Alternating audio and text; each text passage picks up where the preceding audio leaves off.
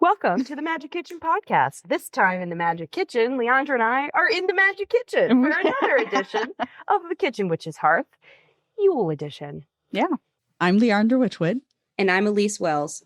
And welcome to the Magick Kitchen Podcast, where we talk about magic, kitchen witchcraft, herbs, and everything in between.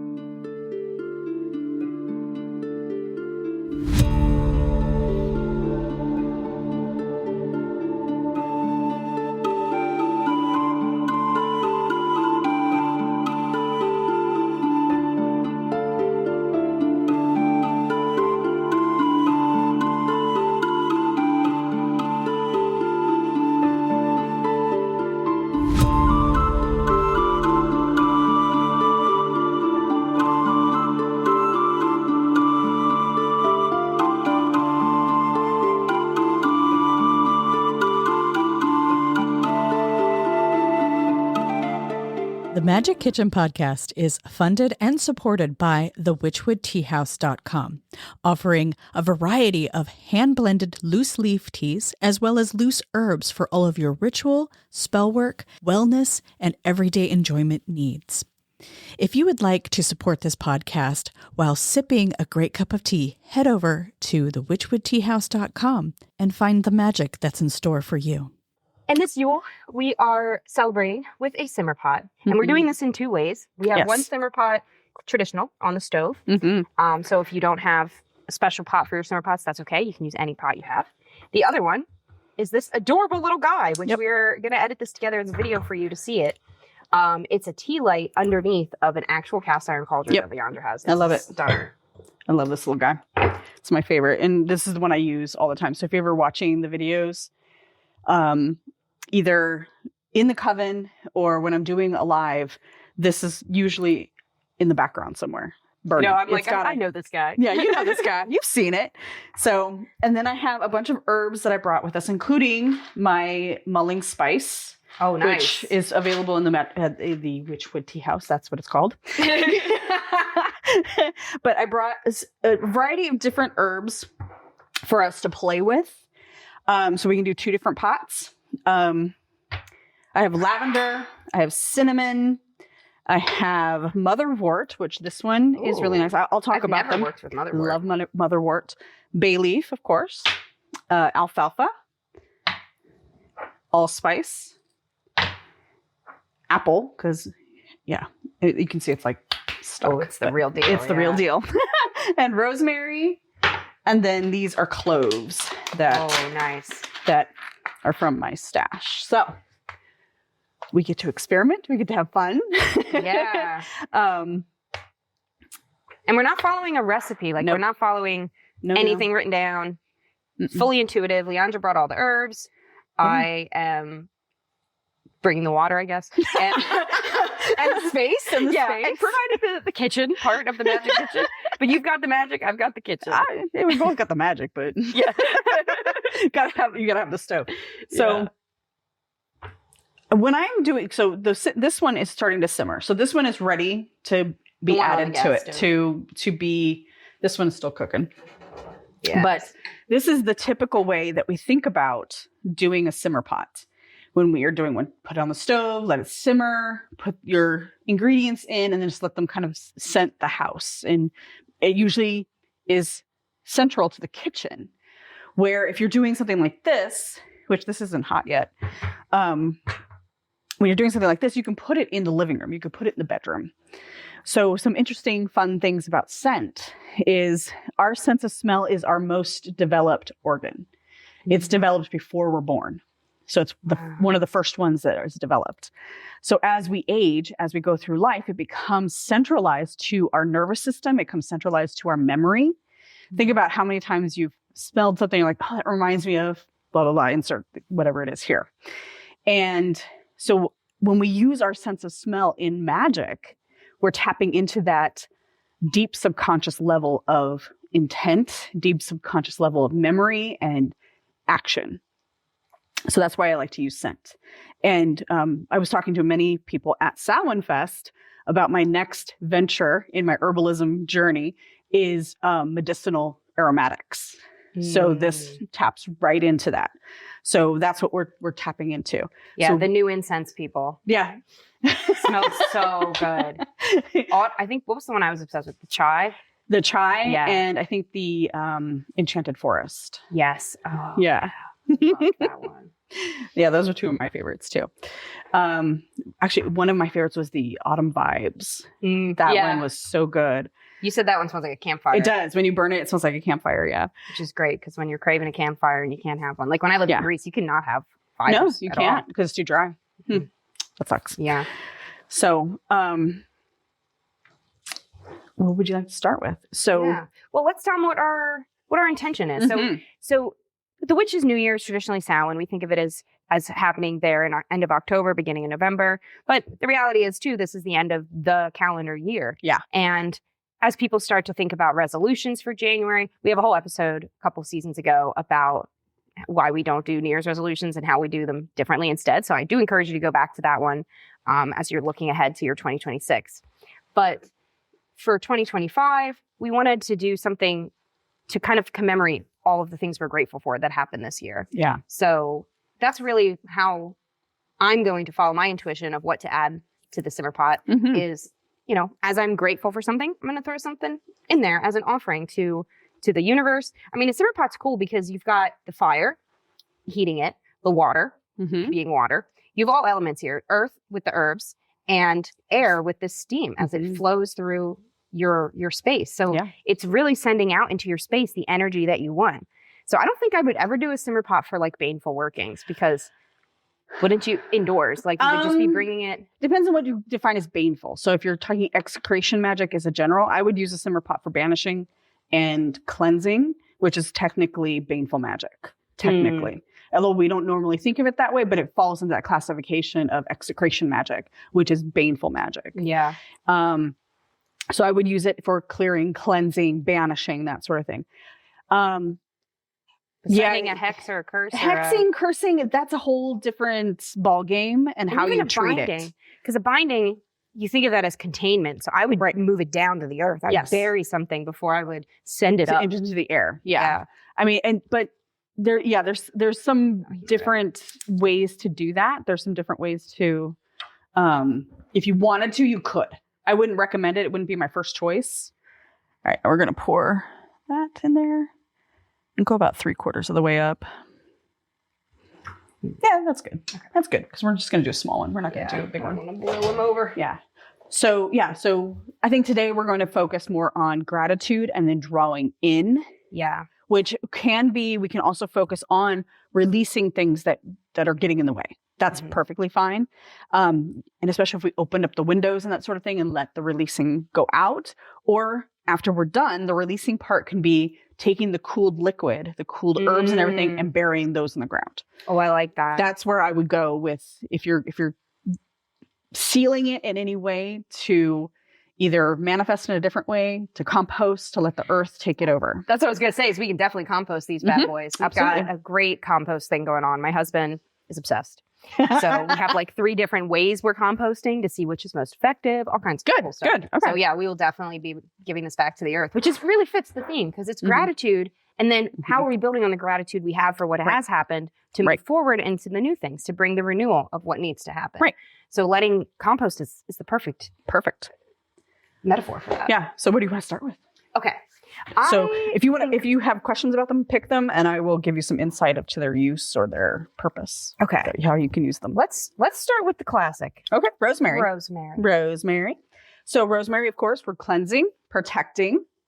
We're using it's for cognitive ability, memory.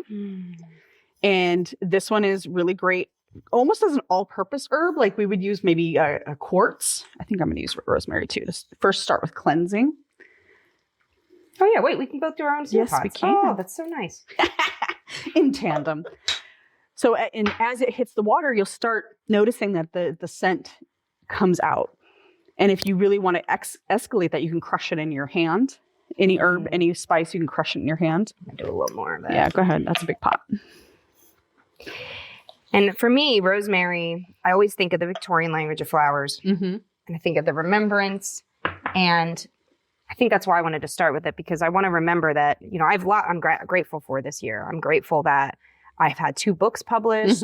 I'm grateful that Sacred Wild is #1 in earth-based spirituality. And I want to remember where I came from that has led me to this place. So I want to keep that, you know, it's all about lineage for me. Like when I think about the work I leave behind and the things I work on and the things I put my energy into, it's to contribute to the lineage that has contributed so much to my happiness and my joy. And that lineage is everything. It's witchcraft. It's the eclectic fairy tradition I'm in, but it's also the lineage of friendship and knowing that like when I think back to like how we just like met in the water and then we were talking about streams and like what are we at, like 8 years later and like we're here. Yeah. Like oh my God. It's crazy. I love it. I just want to remember those roots and honor those.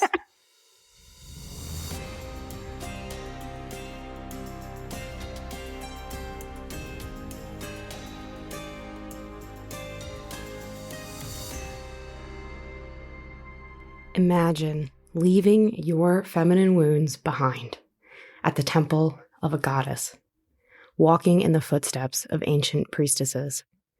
This 4-day immersive pilgrimage in Greece brings 6 participants into direct connection with Artemis, Hecate, Hera, Aphrodite, Medusa, Persephone, and more goddesses through ritual, sacred sites, and guided healing. If your heart stirred just now, this is for you. Details in the show notes. Okay. Rosemary. So what are you thinking next? And again, like this is very intuitive. It's whatever you want to put in it. The goal is to come out with something that smells good to you, not necessarily, you know, I think I just had this conversation with friends of mine. So the alfalfa, prosperity. Yes. Oh, nice. It's also nourishment. So think about what we use alfalfa for: to feed cattle, to feed sheep. And it's so efficient. It is. It's good for the efficient. environment to grow, if I'm not mistaken. It's very much. It's so clean and grassy, and it's really good for prosperity magic. It's really good for wealth and money magic. It's excellent for nourishing yourself. No risk turning it off because that's fine. Yeah, you're hot enough. You're hot enough.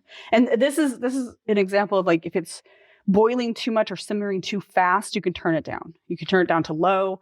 If you have an electric stove, it's easier to put it on like heat or warm, and you can just leave it like that instead of having the fire underneath it. Because I know that's something that is a concern, the fire element. Because if you're not watching the fire, what do fire elements love to do? They love to go crazy.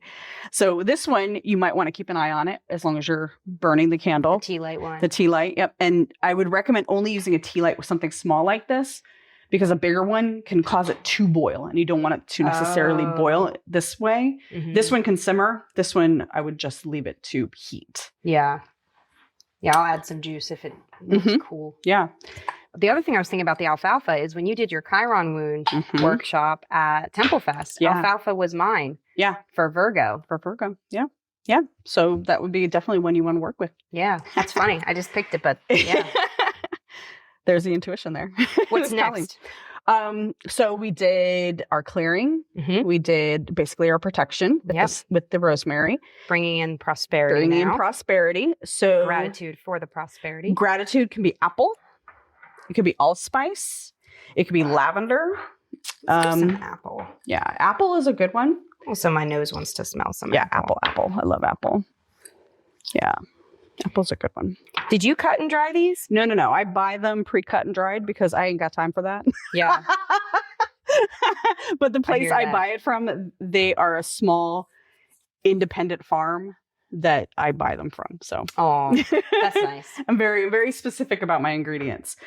So I think for my next ingredients, I'm going to do allspice. Ooh. These I call my little incense bombs because the only way I will use them whole like this is in a simmer pot. Because if you try to burn them like that, they will explode on you. Ooh. They will become little flaming cannons in your house. So do not ever burn them as an incense whole. Any seed pod, anything that has a lot of oil in it, I would always recommend to like grind it up pretty well. And as you're putting your stuff in your simmer pot, you can have some fun with feeling the energy meeting your hands. Yeah. So when I raise energy, I always find my palms are where that energy goes into, and then is where I can direct it from. And pulling in that energy, it can, we're holding our hands over the flame, not the flame, the pot, to kind of pull that scent up towards ourselves with our palms, but also to really let that scent flow into you, not let the scent flow the herb's magic into you. Yes. And right now we're getting a lot of that rosemary because that's the first one we put in. Yeah. So it's softening, it's extracting. Essentially what you're making is a very concentrated tea right now. And but these are meant to simmer or heat for extended periods of time. So hours instead of a couple of minutes. So if you notice your water getting low, add a little bit more. You do want to keep an eye on it. Especially if you're doing it on the stove or with live flame. You can even use one of those electric candle warmers if you really are worried about flame. You can use one of those, get a little pot like this. Like this is not extremely hot. I mean, I wouldn't touch it for a long time, but it's not extremely hot. But if you're worried, like you have a cat that likes to drag their tail through things. Been there, done that. So, or a cat who does not know fire is hot. Doesn't get it. Yeah, my cat Molly, she's the beautiful one. But she's also the dumb one. She will literally stick her face in a flame and go, oh, and then do it again. Like, really, cat? It doesn't change. Yeah, Willie's always like, why is this thing so painful? Like, please back away. Why am I hurting? Like, why am I not backing away is the bigger question, Willie. He's never singed himself. He just always is like, just too close for my comfort. Willie, though. He's Willie. Right. He's a Willie boy. So the next one I have are some clove. Clove's my favorite. I'm going to use clove. This one, clove is for, it's so good. Not only is it just a great scent, but clove is good for action. It's good for that fire energy. And I find it very clean in scent. So to me, it reminds me of just that clean outcome. So when we are functioning in an aspect that aligns with our intentions, with our true intentions, the outcome tends to be cleaner. It tends to be easier. So that one, for me, is always essential in these things. And clove is also an anesthetic. Anesthetic. Mm-hmm. And I learned this from Ember Faye Magic. Shout out. She told me that when fish need surgery, they use clove oil as their anesthetic. Yeah. Because they, it's natural and safe. Yep. And I know too, clove is good for toothaches.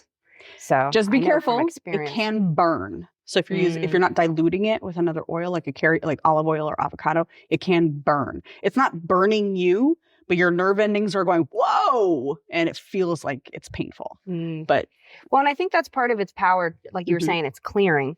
It is. It burns and clears the way. It's like a brush fire. And it's an antimicrobial too. So if you have an infection, it will clear that infection out too. Burn it away. Yeah. And it's protective. So we've got 2 pumpkin pie spices so far. 2. And all the pumpkin spices, there's no pumpkin in it, by the way. No. It's spice used for pumpkin. Yeah. So we've got cinnamon in there. We don't have cinnamon yet in ours, but pumpkin pie spice, all those ingredients are pretty much in here. Yeah. So the pumpkin pie spice usually is cinnamon, clove, allspice, nutmeg, and sometimes cardamom. So the mulling spice is going to have most of those, but it's also going to have ginger in it. Nice. So ginger is another hot, action-oriented herb. It like gets things moving. It gets the blood flowing for one, but it also gets energy flowing. It makes things move. It's probably why we crave it in the winter. Mm-hmm. Yeah. Oh, yeah. Yeah. The whole pumpkin pie spice debate. Like, there's a reason that we want pumpkin pie spice. Why we want those cinnamon cookies. Why we want the pumpkin pie itself. Why we like anything spiced and cinnamon and clove, because they're all protective, nourishing, and they are warming. And they help bring things into motion. So it makes it very nice for this time of year, especially when we're feeling cold. Especially, like we're expecting a huge storm to come through here pretty soon. Oh, are we? Yeah. I have not looked. I never ever follow the news about weather, and yeah, great. That's how I find out. I ask the land. In the morning, I start my day with the land every morning with my coffee. Yeah. And I'm like, what are we in for? What's going on? So the next one I'm going to use is motherwort. Yeah, so, tell us about. I've been craving some motherwort. Motherwort I've actually been working with a lot lately because a group of friends and me, we just did a big clearing for someone who's experiencing a lot of trouble. And so motherwort has become essential to that and came up in that clearing and that spell work. And what motherwort is she's the heart chakra. She's also protection. She's nurturing. But she's that subtle nurturing, the subtle protection. So if you have motherwort growing, you learn very quickly to be careful harvesting her seeds, because while she's growing and green and beautiful, when she's seeding, she's growing these really intense spikes around her seeds. She's protecting her livelihood. And that's what motherwort does. It's the heart chakra, so it protects the heart, but also protects you in a more subtle way. So it's not this protection. It's not defense. It's a good offense. It's a good offensive protection. So motherwort I usually put into my simmer pots. I want to smell this guy. And really not a whole lot of scent.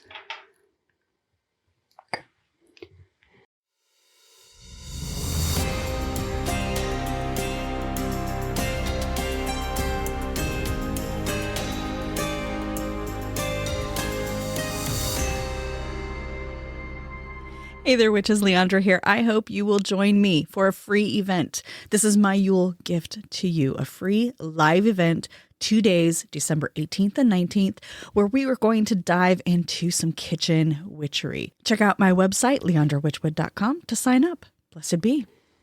It's a very light, but almost a little chicory-y. Almost, yeah.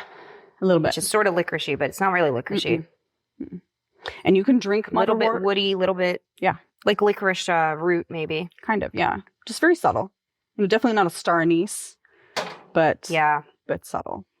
But really good. I want to like star anise more than I actually. Yeah. I love star anise. I like the smell of it, but when I eat it, I don't. I want to like it though. Like pizzelles are cute. I'll eat them, and then I'm like, I don't like this. I don't like that. I'm that way with the smell of vanilla. I do not like the smell of vanilla, but I love to eat vanilla things. So I'm the same. I like vanilla plain smell, but any of the scented like plugins it is awful. It is so bad. Well, they're so bad for you. They're so full of carcinogens that you got to be careful. Like, and I'm gonna say it, lavender vanilla doesn't really go together. No, they're too different. Sweet. It's it's way too sweet. Yeah. Watch, that'll be our first hate mail. Yeah. How dare you? I've been a fan of this podcast for 5 years. And now you tell me lavender and vanilla don't go well together. No, you're dead to me. Lavender and star anise, yes. It would actually tone down the star anise a little bit. Lavender and cinnamon, sure. I can do all those. Yeah. I can do, lavender and vanilla I can do. It's in small amounts. Yeah. Because lavender, it has its punch to it, but it's still very soothing. But vanilla is still pretty soothing. So it's almost like sleepy time if you're burning a candle or doing a simmer pot that's lavender and vanilla. Did we do lavender lemonade for the show? I don't remember. I'm gonna add some. I love lavender. Yeah, go ahead. And I'm gonna add gratitude. No, this one's more of something I'm working on, actually. This is something I'm inviting. And I'm gonna declare it here on the podcast. I've been really working on setting down my anxiety.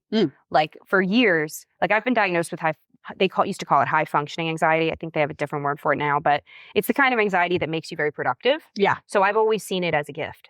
Right. But it is so hard. So now I'm like, I don't need it. Like there's a part of me that's like, if I don't keep this anxiety around, what if I miss deadlines? What if I stop writing? What if I... So it's an anxiety on top of the anxiety. Yeah, it's an anxiety that if I, like, it makes me anxious to worry about not having anxiety. It's so stupid. So I'm really realizing, we talk about this, how like we like our shadows a little bit. Like we actually like them. There's superpowers in there, like getting stuff done. Yeah, we're comfortable with them. So I am ready to set down my anxiety and I'm going to try it out. I'm going to try it out. Maybe I do miss deadlines. Or maybe I don't. Maybe you don't. Because it's just not in my nature to do that regardless of the anxiety. So I need to trust that I am. And trust your processes that you put in place to ensure that you don't that those automations or calendar reminders, that sort of thing. Trust the processes you put into place. You know me and my reminders culture. Yeah. I'm obsessed. if it's not in a reminder in my phone, I will not be there. Yeah, I will not remember. Same. And if I forgot, I'm sorry. Yeah. So lavender, I'm inviting your calm and your powers of grounding so that I can fully release this anxiety. And as the smoke comes out, I'm really going to be visualizing the way that this lavender is doing that. Yeah. The way it's taking with it, the anxiety I'm setting down. And this is something too I like about simmer pots and a lot of spells, a lot of kitchen spells, is there are opportunities to just contemplate what you're really doing, because they're not quick. They take a bit of time. They take time. You could do this quicker, I guess. You could. We're gabbing, but there's a fun process. There's to a process to it. Yeah. So I'm going to add bay for wishes, and you don't have to write your wishes on the bay. But and ironically, bay can also be protective. Yeah. I think it's associated with Apollo. So what does he do when he's pissed? He skins satyrs. Yes, That's what he does. Yes, he can be a very protective entity, a very protective force. So I haven't mentioned this yet because at the time of recording, I am still in the process of fleshing it out. But December 18th and 19th, I am going to host a kitchen witching event where we're going to create salts together. We're going to create teas together, and I will have a simmer pot recipe and bonus lesson for everyone. Ooh, so nice. This ties in directly to the energy of the season and what is coming. So if you're interested, head to my website, leandrawitchwood.com, and register for it. I'll also make sure there's a link in the notes. But it's a 2-day thing where we'll do some live lessons and we will make recipes and enjoy the season. Nice. Infuse it with love and prosperity and anything else you can think of. I love it. I'm also thinking of how bay leaves or Daphne. So when we think of Delphi, we think of Apollo, and that's, I think, where his association with the laurel comes from. Yes. It also comes from the myth that he chased Daphne through the forest and she turned into a laurel tree to avoid him. Yep. But way back in time, way before that, there were priestesses at Mount Parnassus, where Delphi is located, and they lived in and worked in the Correspondences cave, which is a cave in the other side of Delphi. So I believe that there are passages directly. Oh. It would be impossible and illegal to explore them today. Oh. But I've gone into the Correspondences cave far enough back. It's very spooky when you get really far into there, and it's not structurally sound. No, So at some point, those caverns are not safe to keep going back further in. Which makes sense. sense. I do think they would eventually get you to Delphi. Probably. But these priestesses, we're talking like 12,000 years ago. This is a very long time ago. There were 3 women there, and one of them was named Daphne. And so I keep losing. That's fine. It's blessing the ground. I keep thinking of bay leaf in that activation of intuition, in a deeper connection to our roots, and the feminine. Yeah, it's really a balance. I think of bay as kind of like the Elyse. It's a little bit of both genders. Yeah, It's got it all. And didn't they chew on bay leaf? Yeah, there's a thought about that. Okay. Yeah, that maybe they because I know they burned bay leaves as incense, and there's a process called heartwarming.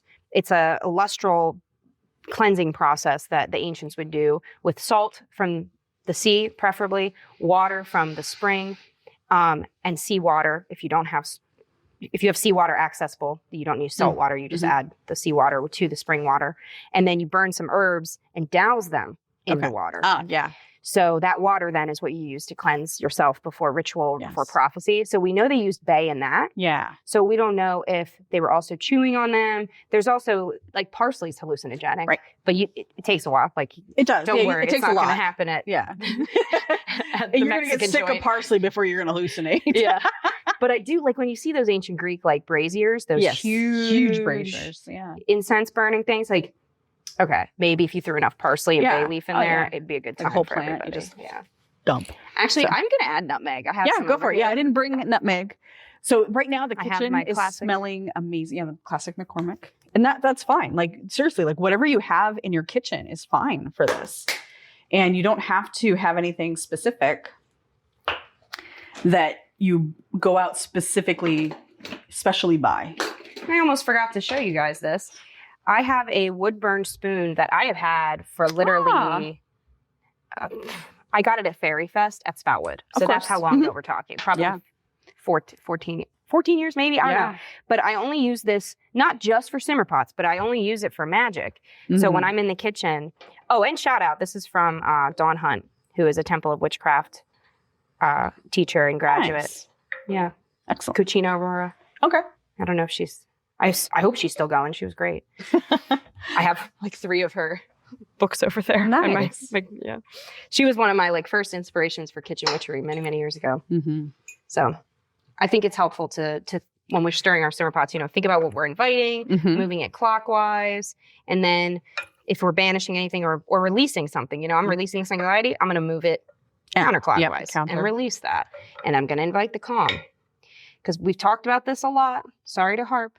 But anytime we banish or release, we need to invite. We need to know what we're inviting in that void. I'm going to bring your pot over here so you can see the difference. Yeah, good idea. So that's the difference. And the difference in smells right now. So this one has more of a sweet, grassy, more pine smell. Oh, it's so good. And this one is a little more earthy, just a little bit. Even though we have very similar ingredients in there. Yeah. It's a what little the more. heck? Yeah. See how they change and the intentions. That's amazing. Yeah. I would wear that as a perfume. Yeah, it's beautiful. I wonder if did you put more motherwort than me? Maybe.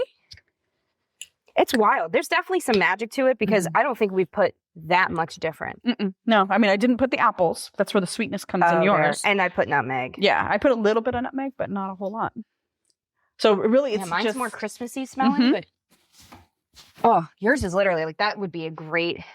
It reminds me of when you go into a historic house and it's all the wood is just the wood that smell. Yeah, I like the pine and the not the varnish, but just the oils. And it's the age of it. Like Oh, I like that. It smells like a log cabin. That's honestly what it smells like. I love log cabins. Yes. Fun fact, we almost bought a log cabin. What? Yeah, when we bought this house, we saw a log cabin and it was $40,000 more and about 1,000 square feet less. Oh my God. But we were so wooed because it had its own pond and its own like pavilion. So I was like, I could do retreats here. Yes, you could. And we got outbid. And I'm grateful now. It worked out as it was meant to. Yeah. But that would have been so cool. I joined all these Reddits for log cabin care. I was like so in and then it didn't. But it didn't happen. Okay. I trust the process. I'm very grateful where I am now. Although it would be cool if we could like maybe do the shed as a log cabin. Just redo the siding to make it look like a log cabin. Brooks does not think that makes any sense. So he's like, what are you doing? He's like, just say it's a shed. It's a shed. It's a shed. I could do some faux beams. Yeah, you could. Yeah, some faux siding or just log siding. So, do you have any final love and gratitude you want to offer to our pots or or any hopes of renewal that we want to declare here? I think that's a good idea, that all the good things continue and what is unnecessary falls away. May it be so. And so it shall. Yeah. Thanks for joining us. Yeah. Love it. And we'll see you next time. Yeah, we'll see you next time. And Leandra will see you at your the witchcrafting event. So yeah, definitely look that up and get your December 18th and 19th. You get a free ticket for the live version, and we'll be exploring kitchen magic and making seasoning salts and teas, and I have a simmer pot bonus if you want to get that. Yeah, I love it. I love it. It's so much fun. All right, cool. Bright blessings, everybody. Yeah. Merry meet, merry part, and merry meet again. Thank you for joining us on the Magick Kitchen Podcast. Please visit my website, leandrawitchwood.com, for news, information, and more episodes. I'm Elyse Wells. You can learn more about my current offerings and my upcoming retreats to Greece at ElyseWells.com. That's ELYSEWELLES.com.